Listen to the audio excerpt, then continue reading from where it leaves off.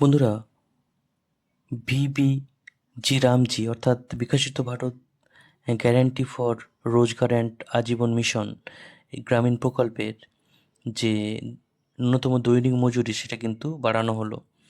আর দেশ জুড়ে সূচনা হলো জি রামজির। এখন থেকে 100 দিনের কাজের পরিবর্তে 125 দিনের যে প্রকল্প বা কাজের কথা বলা হচ্ছে, এবং আইন অনুযায়ী এই প্রকল্প কার্যকর করার কথা ছিল 1 জুলাই, কিন্তু সেইটা 2-1 দিন কিন্তু দেরি হতে পারে। 1 জুলাই থেকে কার্যকর হওয়ার কথা ছিল, কিন্তু সেটা বৃহস্পতিবার থেকে কিন্তু তার আনুষ্ঠানিক যে সূচনা সেটা হবে। এবং এর পাশাপাশি শ্রমিকদের খুশি করতে দৈনিক মজুরিও কিন্তু বাড়ানো হয়েছে।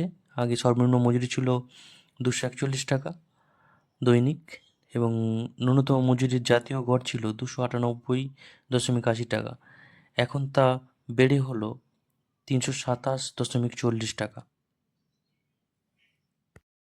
বন্ধুরা, এই ছিল যে ভিবিজি রামজি যে প্রকল্প যে শুরু হলো এবং তার যে দৈনিক মজুরি যে বৃদ্ধি পেল সেটা সম্পর্কে যে তথ্য আপনাদের সামনে শেয়ার করলাম।